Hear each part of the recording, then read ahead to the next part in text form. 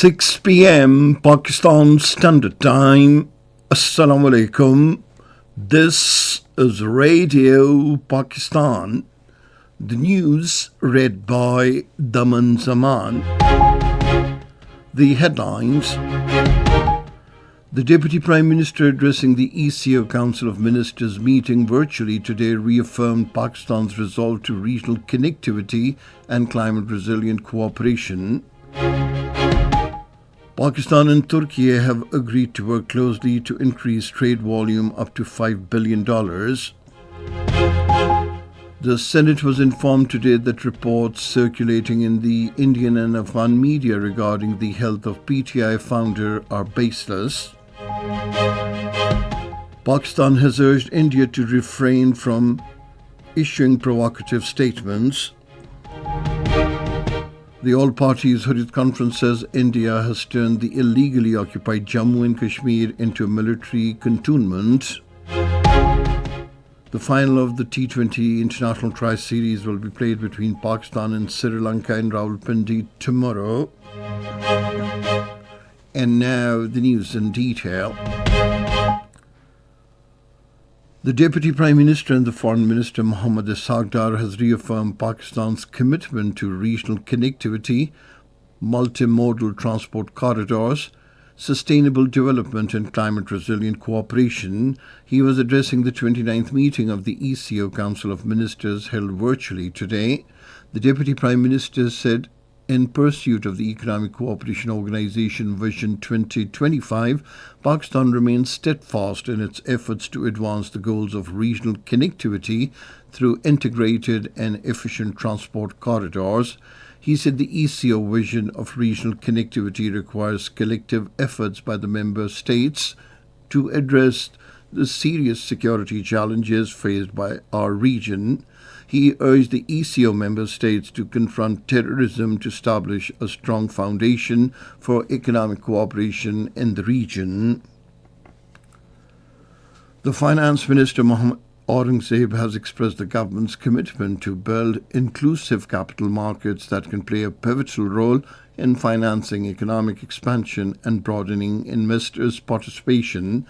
Chairing the inaugural meeting of the Capital Market Development Council in Islamabad today, he said developing a modern, integrated and investor-friendly capital market ecosystem is a key national priority.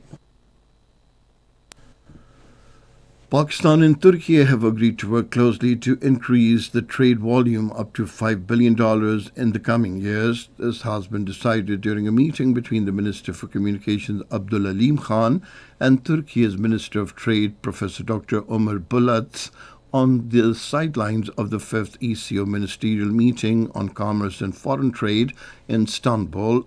During the meeting, Abdul Aleem Khan highlighted the outstanding and long-standing brotherly relations between Pakistan and Turkey.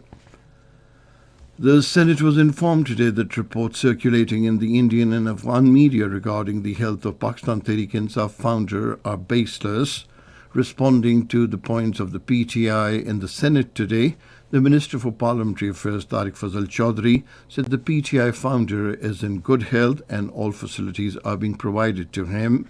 The advisor to the Prime Minister on privatisation, Muhammad Ali, laid before the Senate the Privatisation Commission Amendment Bill 2025. The chair referred the bill to the Standing Committee concerned. The House now has been adjourned to meet again on Monday at 4 in the afternoon. The Minister for Information and Broadcasting, Ataullah Tarar, has urged Pakistan Tehreek-e-Insaf to abandon anti-Pakistan narrative and prioritise the interests of the state. In a statement on his X handle today, he criticised Pakistan Tehreek-e-Insaf and Khyber Pakhtunkhwa Chief Minister for pursuing a political approach that neglects governance in the province. Ataullah Tarar said despite Khyber Pakhtunkhwa's crucial role in the country's fight against terrorism, the provincial leadership has ignored peace, development and public relief, spending its time in Islamabad revolving politics round the unlawful narrative. Pakistan and Algeria have decided to further strengthening the historical bilateral relations in diverse sectors. The decision to this effect was taken at a meeting between the Chairman Senate Sayyid Yusuf Raza Gilani and the Algerian Ambassador Dr. Brahim Romani in Islamabad today. The Chairman Senate thanked the Algerian parliamentary delegation for participating in the Interparliamentary Speakers Conference. The meeting also discussed high-level delegation exchanges. Pakistan has finalized a plan to export meat to Malaysia. A meeting to this effect was jointly chaired by the Special Assistant to the Prime Minister Harun Akhtar Khan, Minister for National Food Security Rana Tanveer Hussain, and the Minister for Commerce Jam Kamal Khan in Islamabad. The final business plan for meat exports to Malaysia was presented during the meeting. Harun Akhtar Khan commended the collaborative efforts of all the ministries and stakeholders in preparing the export business model. This is Radio Pakistan giving you the news. Pakistan has once again stated that provocative statement by the Indian Defence Minister has raised alarms in all thinking and conscious organizations vested in peace, security and stability and upholding of the international law. This was stated by the spokesperson of the Ministry of Foreign Affairs, Ambassador Tahir Andarabi, at the weekly media briefing in Islamabad today. The spokesperson said the statement of the Indian Defence Minister was deeply troubling. He said Pakistan welcomes all the statements made in opposition to the statement. He also urged India to refrain from issuing such provocative statements for a very grave consequence on the wider peace and security of the region and beyond.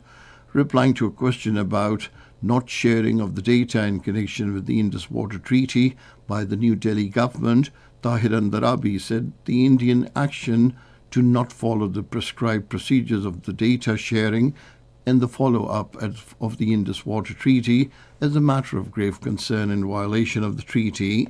He said the rhetoric emerging out from New Delhi accompanying this violation of Indus Water Treaty very significantly points towards weaponization of water, which is a breach of the international law, particularly the international humanitarian law. Pakistan has strongly condemned the shooting incident in Washington, reportedly involving an Afghan national. The Foreign Office, in a statement today, said Pakistan extends heartfelt sympathies to the families affected as well as to the government and people of the United States. The statement said this targeted attack was undoubtedly an act of terrorism and a heinous assault on the American soil. It said Pakistan remains committed to working with the United States and the wider international community to address the sheer challenge of terrorism. The statement said the incident heralds a troubling resurgence of terrorism on the global scale. The All Parties Hurriyat Conference has said India has turned the illegally occupied Jammu and Kashmir into a military cantonment and a police state. According to Kashmir Media Service, the Hurriyat Conference spokesperson, Advocate Abdur Rashid Minhas, said in a statement issued in Srinagar that the BJP-led Indian government and its appointed lieutenant governors occupation administration have declared war on the oppressed Kashmiris. He said during India's illegal occupation, the honor, dignity, life and property of the Kashmiri people are not safe at all, and millions of Indian occupation soldiers deployed in the occupied territory have a free hand in committing massacres of Kashmiris. Hurriyat spokesperson condemned the fresh wave of arrests of Kashmiris during search and cordon operations by the Indian forces throughout the occupied territory. In Hong Kong, the death toll from a massive fire at a residential complex has now risen to 128. According to Hong Kong's security chief, firefighting operations have concluded while around 200 people remain missing. He said at least 79 people, including 12 firefighters, were also injured in the incident. Cricket. The final of the T20 International Tri-Series will be played between Pakistan and Sri Lanka in Rawalpindi tomorrow. The match will start at 6 in the evening. And finally, the weather report. Weather is likely to remain cold and dry over most parts of the country, while very cold in hilly areas during the next 12 hours. Smog and fog in patches may develop over the plain areas of the Punjab and Khyber Pakhtunkhwa during morning and night hours.